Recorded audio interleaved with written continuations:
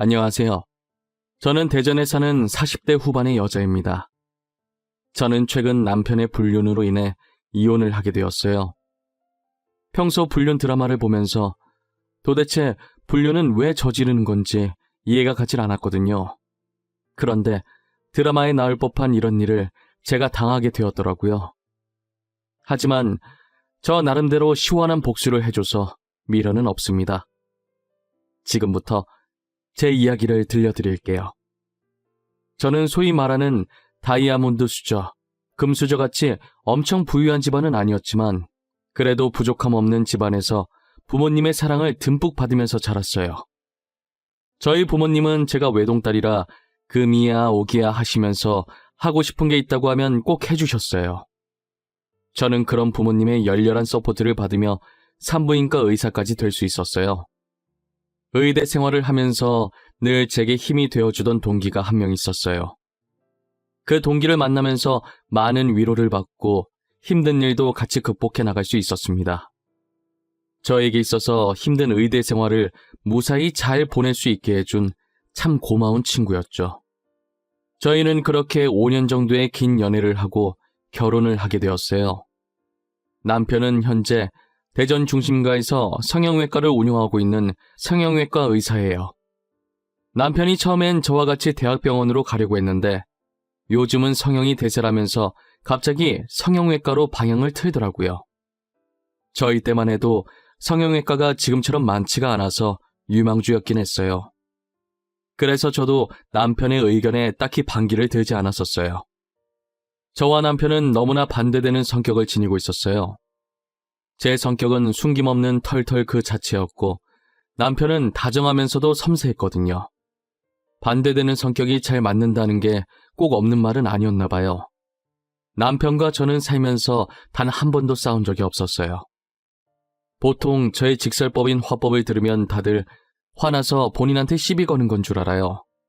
하지만 남편은 제가 전혀 화나지 않았고 그냥 의견을 제시하는 것뿐이라는 걸 잘 알고 있어서 저희는 전혀 싸울 일이 없었죠.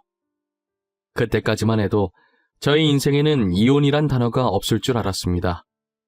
한 번은 저희 병원에 검사하러 오신 환자분이 한 분 계셨어요. 꽤 젊어 보였는데 생리를 하지 않아서 걱정되는 마음에 검사 받으러 오셨다고 하더라고요. 아직 미혼인데 혹시나 임신이라도 했을까봐 엄청 불안해하며 걱정하고 계셨어요. 생리를 안 하는 건 다양한 이유가 있다고 꼭 임신 때문은 아니라고 안심시켰죠. 그런데 최근 환자분이 느꼈던 증상들을 들어보니 임신이 맞는 것 같더라고요. 저는 초음파 검사를 한번 해보자고 환자분께 권했어요.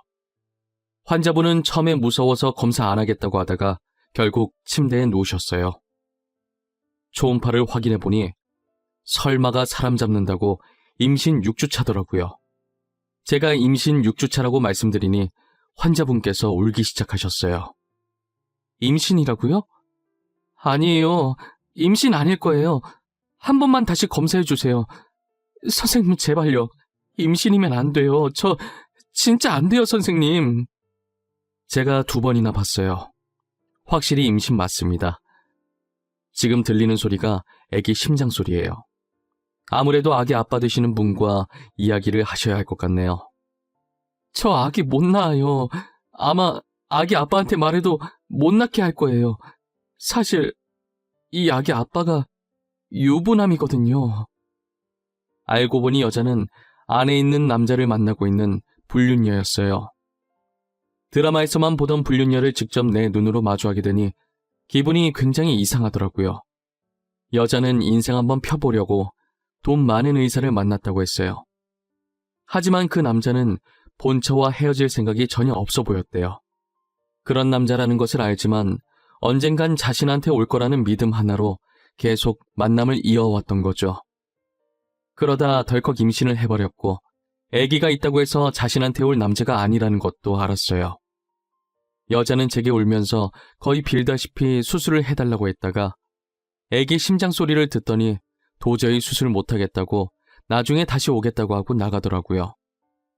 불륜녀라고 해서 그런지 불쌍하다는 생각은 전혀 없었어요. 배우자가 있는 걸 뻔히 알면서 남의 가정을 망치고 있는 여자인 거잖아요. 다 자업자득이라고 생각하고 혀를 차면서 퇴근 준비를 했어요. 저는 저녁을 먹으면서 그날 병원에서 있었던 일을 남편에게 이야기했어요. 맞다, 자기야. 나 오늘 병원에서 되게 황당한 일 있었다. 아마 자기도 들으면 황당해서 말이 안 나올걸? 무슨 일인데? 또 진상 환자 왔었어? 당신한테 뭐라고 해? 저번에도 진상 환자 한 명이 당신한테 난리치고 갔었잖아. 나 완전 드라마 보는 줄 알았잖아. 살면서 불륜녀를 오늘 실제로 처음 봤어. 아니, 글쎄 불륜녀가 왔는데 임신 6주 차인 거야. 나보고 임신하면 안 된다고 수술해달라고 난리였어. 아, 진짜? 불륜녀 벌 받은 거네. 엄한 남의 가정을 깨려고 난리래? 그러게 임자 있는 남자는 꼬시는 게 아니지. 그치? 근데 남자가 본처랑 헤어질 마음이 전혀 없어 보인대. 아참, 남자 직업이 우리처럼 의사래. 진짜 같은 의사라는 게 수치스러워. 결국은 애기 심장 소리 듣고 수술 못하겠다고 나가더라니까. 남편은 제 얘기를 듣더니 눈에 초점이 없어지고 얼굴도 새하얘지더라고요. 그러다 들고 있던 숟가락까지 떨어뜨리기 시작했어요. 자기야, 내 말 듣고 있어? 어머, 갑자기 왜 숟가락을 떨어뜨리고 그래? 잠깐만, 내가 숟가락 새 거 다시 가져다 줄게. 아, 내가 순간 손가락에 힘이 빠져가지고 실수했네. 아니, 우리랑 같은 의사라길래 어떻게 그럴 수 있나 충격받아가지고. 남편의 안색이 급격히 안 좋아지더니 횡설수설하고 난리도 아니더라고요. 평소에 한 번도 그런 적 없던 남편이 저러고 있으니까 저는 분명히 남편한테 뭔가 있다는 확신이 들었어요. 남편이 잠든 것을 확인하고 저는 몰래 남편 핸드폰을 들고 거실로 나갔어요. 남편의 핸드폰을 몰래 보려고 하는데 잠금이 설정되어 있더라고요. 혹시나 해서 제 생일을 눌러보았더니 바로 잠금 해제가 되었어요. 저는 순간 비밀번호도 제 생일로 해놓는 양반인데 설마 불륜을 저질렀을까 싶었어요. 하지만 남편의 메신저 어플을 들어가는 순간 제 믿음은 한순간에 와르르 무너져 버렸죠. 저에게 한없이 다정했던 남편이 세상 모든 여자에게 다 다정했더라고요. 현재 남편과 연락하고 있던 여자는 자그마치 3명이 있었어요. 어찌나 달달하게 사랑을 하던지 폰에서 단내가 나는 기분이 들었어요. 3명 중 1명이 저희 병원에 왔던 임신한 여자였습니다. 프로필 사진을 봤는데 제가 병원에서 봤던 여자와 똑같이 생겼었어요. 제일 먼저 이 여자와 했던 카톡을 들어가 보니 오늘 병원 갔던 얘기를 했더라고요. 저 임신했대요. 6주 차예요. 아기 어떻게 할까요? 당신 이혼할 생각 죽어도 없잖아. 오늘 아기 심장 소리 들었는데 난 절대 수술 못해요. 그럼 나보고 어쩌라는 거야?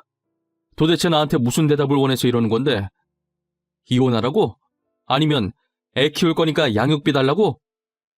말을 그렇게밖에 못해요? 어차피 당신이랑 와이프 사이에 애 없다면서 그냥 깔끔하게 이혼하고 저랑 결혼하자고요. 내가 말했잖아. 나는 집사람밖에 없다고. 내가 사랑하는 건 집사람뿐이야. 난 너랑 결혼할 생각 애초에 없었어. 너도 알고 만난 거 아니야? 애는 지우든지 말든지 네가 알아서 해. 저는 카톡 내용을 보는 순간 남편이 정말 쓰레기같이 보이더라고요.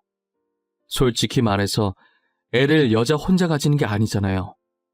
똑같이 실수해서 애를 만들어 놓고 지금 저러는 태도가 너무 정이 떨어졌어요. 불륜을 떠나서 제가 평소 알고 있던 남편과 너무도 다른 모습이었어요. 이때까지 이런 남자와 같이 마주보며 밥을 먹고 한 집에서 살았다는 게 너무 역겨웠어요. 저는 남편과 불륜녀들의 카톡방을 하나하나 저장해서 저한테 보내놓았습니다. 생각할수록 배신감에 화가 나서 온몸이 차가워지면서 몸이 떨리기 시작하더라고요. 그날 저는 밤새 어떻게 복수를 해줘야 할지 고민하느라 잠도 제대로 정하지 못했습니다. 얼마 지나지 않아 그 여자는 검진을 받으러 다시 저희 병원에 찾아왔어요. 저는 아무것도 모르는 척 아이를 어떻게 하기로 했는지 물어보았죠. 환자분, 그래서 아이는 어떻게 하기로 하셨나요? 아이 아빠랑 얘기는 해보셨어요? 만약 수술을 하실 거라면 아이가 더 크기 전에 하셔야 해요. 선생님, 아이 아빠는 수술을 하라고 하더라고요. 저도 솔직히 수술을 할까 고민을 하긴 했어요. 그런데 아이 심장 소리를 들은 후로 계속 생각이 나서 도저히 수술을 못 하겠더라고요. 그래서 혼자서라도 나와서 기르시려고요. 혼자선 많이 힘드실 텐데 만약에 아이 아빠가 알게 되면 어쩌려고 그러세요? 상관없어요. 그건 그때 생각하면 돼요. 저는 지금 아이를 낳고 싶어요. 아이 생각만 할래요. 아빠 없어도 잘 키울 수 있어요. 아빠 없이 아이 키우기 생각보다 쉽지 않을 거예요. 아이가 아빠 찾을 텐데. 그 전에 제가 무슨 수를 써서라도 아내랑 이혼하게 만들 거예요. 그래서 제가 그 남자와 같이 아이 키우면서 살 거예요. 무슨 수를 써서라도 저와 남편을 이혼하게 만들 거라고 하니 괜히 이혼해주기 싫더라고요. 하지만 이 여자가 모르는 사실이 하나 있었어요. 지금 저희 남편이 부유한 줄 알고 접근했다고 했는데 성형외과 의사라는 것 말곤 정말 별 볼 일 없는 집안이에요. 심지어 그 병원도 저희 아빠께서 결혼하면서 해주신 병원이었거든요. 고로 제가 남편과 이혼을 한다면 땡전 한 푼 없는 빈털터리가 된다는 말이죠. 하지만 저는 얌전히 이혼해줄 마음이 하나도 없었어요. 앞으로 의사생활 못하게 불륜 사실을 동네방네 소문내고 싶었죠. 그렇게 하면 병원이 저희 아빠 건물이라 아빠한테 피해가 갈 수도 있었어요. 저는 아빠께 어느 정도 피해가 갈 것임을 미리 언질해 주었습니다. 아빠, 신서방 지금 바람났어. 한 명도 아니고 셋씩이나 만나고 다니더라. 나 도저히 참을 수가 없어서 의사생활 못하게 하려고 하는데 그럼 아빠 건물에 피해갈 수도 있어. 세희야, 아빠는 괜찮아. 아빠 걱정하지 말고 너가 하고 싶은 대로 해. 난 언제나 하나밖에 없는 딸 편이잖아. 그리고 병원 망해도 그 자리에 다른 가게 차리면 돼. 아빠, 고맙고 미안해. 대신 아빠 딸 당한 만큼 복수 제대로 해주고 올게. 신서방이랑 그 여자들 한국에서 고개도 못 들고 다니게 할 거야. 아빠는 제게 괜찮다고 뭐든 하고 싶은 대로 하고 살라고 하셨어요. 그리고 조용히 불륜 증거들을 모으며 이혼 소송할 날만 기다리고 있었어요. 저는 남편을 몰래 따라다니며 나머지 두 여자와 만난 것도 다 찍어놨어요. 이미 증거는 넘치지만 아이가 커서 수술할 수 없도록 일부러 시간을 최대한 오래 끌었습니다. 남편이 만나고 있던 여자들은 죄다 자신보다 가난한 사람들이었어요. 남편은 자기보다 돈 없는 여자 만나면서 그 여자들이 자기를 우러러보고 멋있다고 치켜 세워주면서 그렇게 자존감 챙기면서 살아왔던 거죠. 어떻게 보면 자기보다 잘난 저한테 열등감을 느꼈던 것 같기도 하고요. 저는 시간이 흘러 여자가 수술할 수 없을 지경에 다다랐을 때 남편과 이혼 소송을 하고 상간녀들한테도 같이 상간녀 소송을 했습니다. 상간녀들은 뻔뻔하게 자신들은 남편이 유부남이었다는 걸 모르고 만났다면서 당장 고소 취하해달라고 저희 집으로 찾아왔더라고요. 제발 고소 취하해주세요. 그 사람이 유부남인 거 몰랐어요. 저한테 총각이라고 했단 말이에요. 저는 너무 억울해요. 정말 고소장 온 거 보고 알았어요. 저도요. 저도 유부남인 거 알았으면 절대 안 만났을 거예요. 진짜예요. 믿어주세요. 그러니까 제발 한 번만 용서해주세요. 부탁드립니다. 가족들이 알면 안 돼요. 카톡을 보니 제 남편이 미리 유부남이라고 말하고 만났던데 몰랐다는 게 말이 되나요? 그리고 자기 가족들이 상처받을 거 생각한 사람들이 제가 상처받을 건 생각을 못했나 봐요. 물론 임신했던 여자도 뒤늦게 다른 상간녀들처럼 몰랐다고 하려고 했는지 뻔뻔하게 저를 찾아왔고요. 아니, 잠시만 다들 비켜봐요. 나도 이 여자한테 할 말이 있으니까. 나도 유부남인 거 몰랐어. 그리고 난 이 남자 애까지 가진 사람이야. 뭐야? 당신이 이 남자 와이프였어? 저희는 구면이네요. 여기서 보니까 또 색다르지 않아요? 주변에 수많은 병원들이 있는데 하필 검진을 받으러 와도 나한테 왔을까? 제 발로 잘 찾아오셨더라고요. 그럼 그동안 다 알고 있으면서 날 갖고 논 거야? 당장 대답해. 이때까지 네가 나를 가지고 논 거였냐고! 가지고 놀다니요. 말하는 것도 천박하네. 수준이 딱 거기까지니까 이런 짓을 하고 다녔겠지. 아이는 이제 어떻게 키우려나? 우리 남편은 이제 빈털털이 될 텐데 혼자 키우든 둘이 키우든 잘 키워봐요. 그 여자가 저를 보자마자 놀라는 표정이 얼마나 볼만하던지 혼자 보기 아까웠다니까요. 다른 상간녀들도 서로를 보며 한 명이 아니었냐면서 한마디씩 거들고 있었어요. 저는 이미 유부남인 거 알고 만난 증거들 다 있다고 고소 취하해줄 생각 없다고 하고 돌려보내려 했어요. 하지만 취하해주기 전까지 절대 나갈 수 없다며 뻗팅기길래 결국 경찰 불러서 내쫓아버렸습니다. 그리고 모든 불륜 자료들을 상간녀들 회사 커뮤니티에 익명으로 올렸어요. 남편은 제가 의사협회에 글을 올려서 앞으로 의사생활을 하기에 충분히 힘들어 보였는데 동시에 사소하게 있었던 의료사고들도 한 번에 터지면서 의사생활을 거의 못한다고 볼 수 있었죠. 그렇게 남편의 병원은 한순간에 망해버리고 알고 지내던 의사들도 남편과 손절해버렸어요. 모든 것을 잃은 남편은 대출까지 받아서 저한테 위자료를 줬어요. 그리고 상간녀 중에 가족들이 알면 안 된다고 빌었던 여자가 유부녀였나 봐요. 상간남 소송까지 당하는 바람에 결국 엄청난 빚만 떠안게 된 것이죠. 상간녀들도 저한테 줄 위자료가 없어서 사채까지 쓴 모양이에요. 돈을 노리고 남편에게 접근했던 그들이 빈털터리가 된 것을 보니 너무 통쾌했습니다. 한 번은 이혼하고 나서 남편이 제 병원에 찾아온 거예요. 세희야, 그동안 잘 지냈어? 내가 염치 없이 여기 찾아오면 안 되는 거 아는데 너가 너무 보고 싶어서 왔어. 내가 사랑했던 사람은 정말 너 말고는 아무도 없었어. 나야 뭐 잘 지내지. 전보다 훨씬 살기 좋아. 그리고 난 너 전혀 안 보고 싶었는데. 나를 그렇게 사랑했다면서 왜 다른 여자들을 만나고 다녔니? 네 말 앞뒤 전혀 안 맞는 거 알아?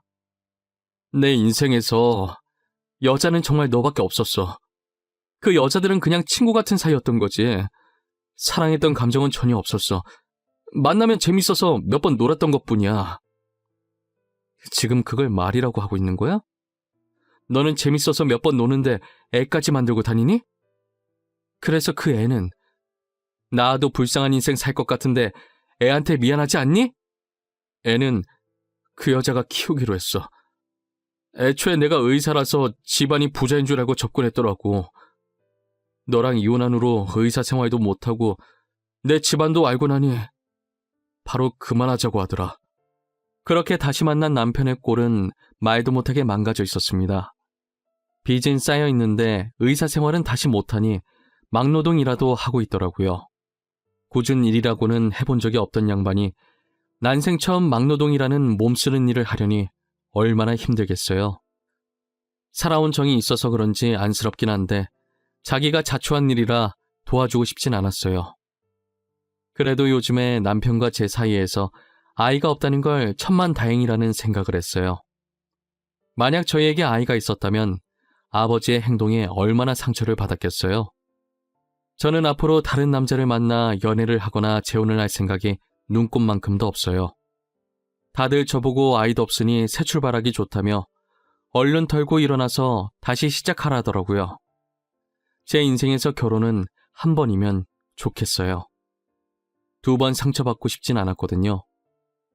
무엇보다 제일 중요한 건 더 이상 사람에게 믿음이 가지 않았습니다. 절대 그러지 않을 것 같았던 사람에게 배신을 당하니 그렇게 되더라고요. 남편은 지치지도 않는지 제가 매번 답장을 안 하는데 아직도 미안하다고 연락이 오더라고요. 지금 이 글을 쓰는 와중에도 미안하다고 용서해달라는 문자가 왔네요. 저는 죽는 날까지 그들을 용서할 수 없습니다. 불륜은 아무것도 모르는 죄 없는 상대방에게 상처를 주는 짓이에요.